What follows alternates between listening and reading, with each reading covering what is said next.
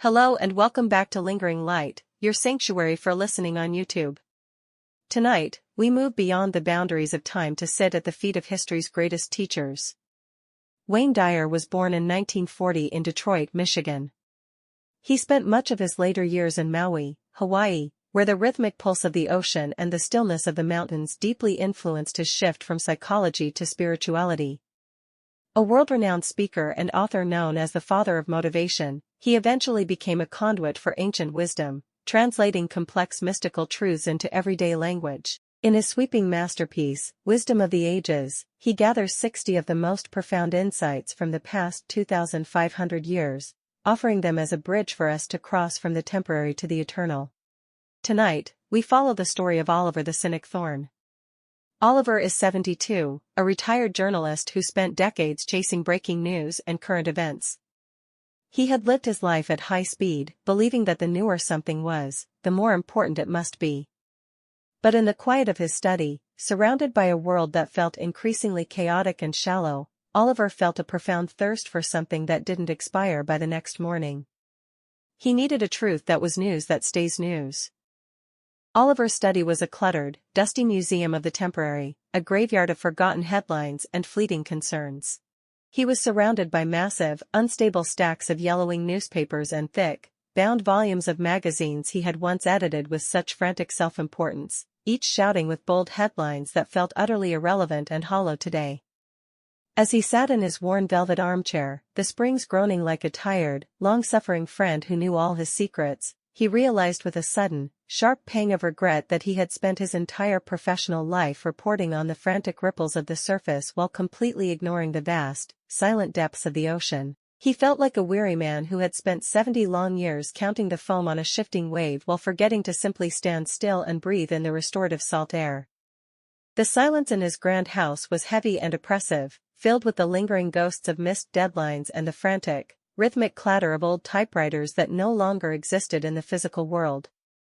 He felt a deep, hollow ache in his solar plexus, a persistent spiritual hunger that no modern breaking news alert or flashing red notification could ever satisfy. It was the thirst of a soul that had been fed on chaff for decades and now demanded real grain. He picked up Wayne Dyer's collection, and as he slowly turned the first textured page, the familiar scent of old paper and dried ink seemed to transform into something sacred, like incense in a cathedral. He read a passage quoting the mystic Rumi, "Your task is not to seek for love, but merely to seek and find all the barriers within yourself that you have built against it." Oliver lowered the heavy book and stared out the rain-streaked window at the gray, weeping afternoon. He felt a sudden, sharp sting of recognition that brought tears to his eyes. He had spent 7 long decades building an elaborate, impenetrable fortress of irony, sharp sarcasm, and professional detachment specifically designed to keep the unpredictable world at arm's length. He had been celebrated as a distinguished observer of life, which he now realized was really just a polite, academic way of saying he was a frightened coward who stayed safely indoors while the storm raged. "Oliver, you old fool," he whispered to the empty room, a dry, self-correcting chuckle vibrating deep in his throat. "You've written 5,000 brilliant editorials on the state of the weather and the direction of the wind, but you've never actually stood in the pouring rain without an umbrella just to see how the cold water felt against your skin." He looked at a dusty photograph of his sister, Martha, with whom he hadn't spoken in 15 long years over a petty, ridiculous argument about a silver teapot. The barrier wasn't the teapot. It was his own calcified pride, a massive, jagged rock he had carried until his back was permanently bent and his heart was cold. For the first time in his life, he didn't try to justify his anger or explain away his distance. He just felt the icy coldness of the barrier. He decided then and there that his new assignment wouldn't be for a newspaper or a public audience, but for the quiet reclamation of his own soul. He would stop chasing the frantic now and start listening for the quiet, steady always. He began to see his daily cup of morning coffee not just as a simple caffeine delivery system, but as a sacred ritual of rising steam and rich aroma, a tangible piece of the eternal pulse right in his own humble kitchen. One of the most challenging and irritating chapters for Oliver involved the ancient wisdom of Lao Tzu and the elusive, paradoxical concept of wu wei, or doing by not doing. For a disciplined man who had climbed the competitive corporate ladder by being the first to arrive in the dark of morning and the very last to turn out the lights at night, the idea that the Tao does nothing, yet leaves nothing undone sounded like utter, dangerous madness. To a pragmatic mind like Oliver's, not doing was just a fancy, philosophical word for laziness and lack of ambition. He had been raised on the strict gospel of the hustle, believing with every fiber of his being that if he wasn't constantly pushing, prodding, and forcefully controlling his environment, the entire universe would simply lose its momentum and grind to a halt. Even in his forced retirement, he managed his weekly grocery list and his daily schedule with the grim intensity of a military invasion. Dyer's gentle interpretation, however, began to seep into his stubborn resistance like warm, soothing tea on a winter day. Nature does not hurry, yet everything is accomplished. When we finally align ourselves with the natural flow of the universe, we stop fighting the current with our exhausted arms and start using its immense, hidden power to carry us forward. Oliver decided to conduct a small, secret, and somewhat skeptical experiment in his neglected backyard garden, a patch of earth he usually treated as a battlefield. Usually, he approached gardening as if it were a high-stakes piece of litigation, hacking at weeds with a permanent scowl, cursing the erratic rainfall, and obsessing over the exact, uniform height of the hedges. This time, with a conscious effort, he left his sharp pruning shears on the porch. He sat on a low, weathered wooden stool and simply watched. He forced his mind to slow down. He noticed the way the morning glory vines spiraled toward the sun, not with a frantic, desperate effort, but with a quiet, persistent magnetism that seemed effortless. He watched a single, tiny spider weaving its intricate web between two branches of a rosebush, its movements a masterpiece of unhurried, natural precision. "All right, Lao Tzu," Oliver muttered, a witty, almost playful mental wink directed at the thin air. "I'll stop trying to out-organize the complex process of photosynthesis for one afternoon." He spent the rest of the day moving with a slow, deliberate, almost liquid grace he hadn't felt since childhood. He didn't focus on the goal of finishing the weeding or clearing the path. Instead, he focused entirely on the sensation of the cool, damp earth against his palms and the rhythmic, steady sound of his own breathing. To his absolute astonishment and slight embarrassment, he accomplished more in 2 hours of soft focus and gentle presence than he usually did in an entire weekend of angry, sweating effort. More importantly, the usual agonizing tightness in his neck and shoulders had vanished, replaced by a spacious, shimmering calm that made him feel lighter. He realized that his lifelong striving had been a form of ego-driven arrogance, the absurd, heavy belief that the world needed his constant, frantic intervention to function properly. By surrendering to the flow, he felt for the first time that the universe wasn't something he had to manage or fix, but something incredibly vast and kind that was finally carrying him home. For most of his long and structured life, Oliver had viewed himself as a perpetual, wearying fixer-upper project that was never quite finished. He operated under the grim, self-defeating assumption that he was essentially a lump of clumsy, unappealing clay that needed to be constantly added to, reinforced, prodded, and painfully polished just to be acceptable. He was, quite frankly, an improvement addict, a man always chasing the very next book, the next accolade, the next academic distinction, or the next sophisticated hobby to fill the deep, yawning gaps in his self-worth. He felt unfinished and exposed, like a house with missing windows and a leaky roof in a harsh winter, and this persistent, heavy sense of not-enoughness created a low-level, humming anxiety that followed him everywhere, even into his brief and fitful sleep. Then, one quiet afternoon, he encountered the staggering, world-altering wisdom of Michelangelo. "I saw the angel in the marble and carved until I set him free." Dyer's profound explanation of this quote completely flipped Oliver's rigid world upside down and inside out. He wasn't a clumsy lump of clay that needed more material added, he was a solid, magnificent block of marble that contained a perfect masterpiece already waiting. The true goal of life wasn't to add, to strive, and to accumulate, it was to subtract, to release, and to reveal. This realization felt like a profound permission to simply breathe, to relax a grip he hadn't known he was holding. He began a rigorous, systematic mental decluttering that was far more challenging than cleaning his physical study. He started looking at his long-held grudges against colleagues, his sharp and cynical defenses, and his obsessive, almost childish need to always be right as heavy, gray, unnecessary chunks of excess stone that were burying his true and beautiful nature. He realized that his carefully crafted cynic persona was just a thick layer of dust he had allowed to harden over the many years of defending himself. I'm not a failure waiting for a sudden miracle, Oliver thought, a genuine, youthful spark of joy igniting in his tired eyes. I'm an angel buried under 40 years of junk mail, office politics, and unnecessary bitterness. He began a daily ritual of gently chipping away. Whenever a sharp, judgmental thought about a neighbor arose, he pictured himself with a tiny, golden chisel, gently removing that heavy shard of ego. He found that beneath the crust of the crumpy old journalist, there was a man who still loved the smell of rain, a man who still wanted to believe in the inherent goodness of people, and a man who was remarkably light on his feet, finally unburdened. He wasn't building a soul through brute effort, he was uncovering one through the gentle work of love. He realized that he didn't need to be more, he just needed to be less of everything he wasn't. As Oliver reached the final, poignant pages of the book, the very walls of his quiet house seemed to dissolve into an infinite expanse. He no longer felt like a solitary, isolated, an aging man trapped in a world that had moved on without him. Instead, he felt as if he had been personally invited to a grand, eternal banquet of wisdom and consciousness. He felt the steady, grounded, and companionable presence of Henry David Thoreau as he took his routine morning walks through the crowded park, noticing the tonic of wildness and the persistent force of nature in the middle of the noisy city. He felt the intellectual, unyielding fire of Ralph Waldo Emerson whenever he stood his ground on a difficult matter of conscience, and the radical, heartbreaking kindness of St. Francis of Assisi as he began to leave out bowls of fresh water for the neighborhood strays and smiled warmly at the delivery drivers he used to simply ignore.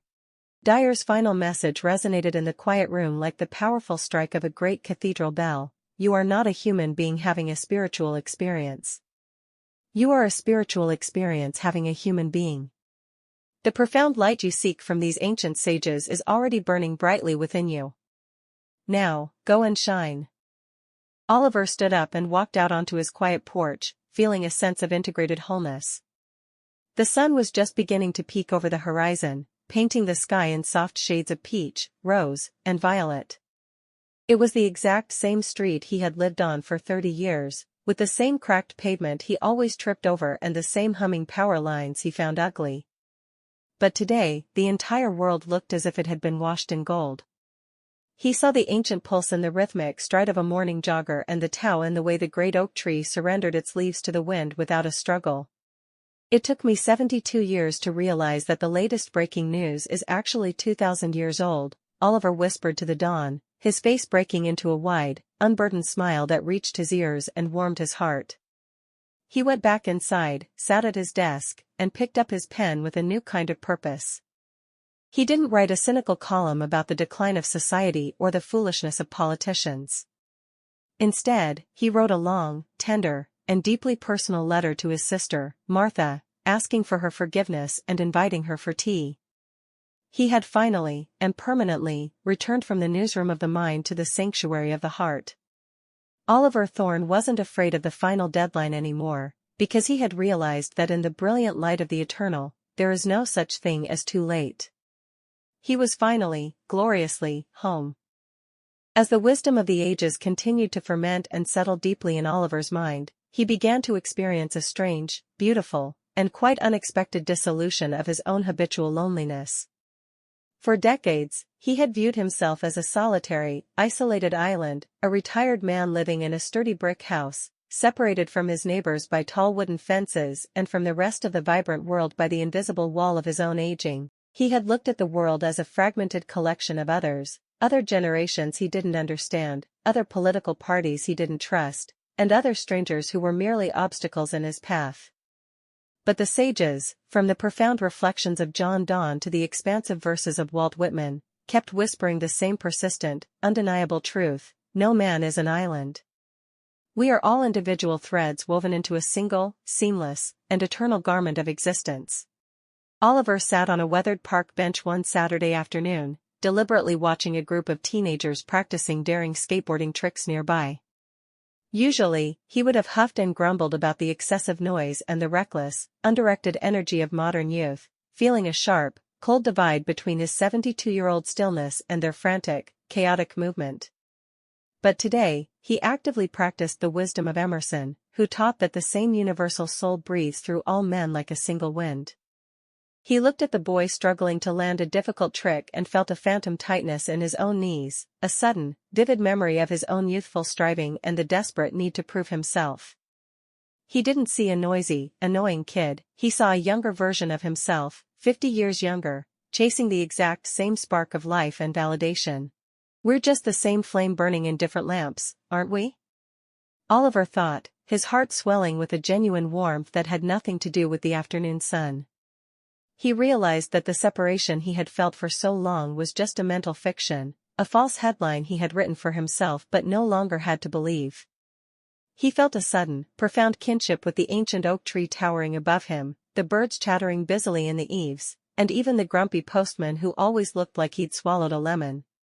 When a small girl dropped her melting ice cream cone nearby and began to cry in earnest, Oliver didn't just feel sorry for her in a detached way, he felt the sharp sting of her loss in his own chest as if it were his own. He reached into his pocket, found a silver coin, and performed a small, effortless act of coordinated kindness that left both of them smiling. The walls were finally gone. Oliver wasn't just a spectator in the world anymore, he was the world itself, breathing in and out through 1,000 different lungs, connected to the heartbeat of everything that lived. As a lifelong journalist, Oliver had lived his entire existence governed by the relentless pressure of deadlines. The word itself had always carried a grim, literal weight for him as he got older, casting a long shadow over his golden years. He viewed the end of his life as the ultimate final edition, a terrifyingly blank and cold page where the ink would finally run dry and the press would stop forever. He had spent much of his 60s and early 70s glancing nervously at the ticking clock, feeling with a heavy heart that every magnificent sunset was just a subtraction from his rapidly dwindling account. He was a man running out of time, and the constant fear of that approaching finish line had made him brittle, defensive, and sharp.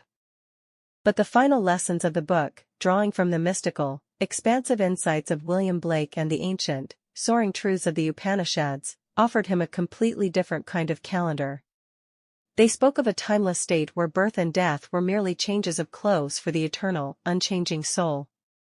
Dyer's writing gently reminded him with authority, "You are not a body that has a spirit, you are a spirit that occupies a body for a brief, glorious, and purposeful season." This wasn't just a comfort, it was a radical shift in his understanding of reality. Oliver. He thought about the angel in the marble he had been so diligently uncovering.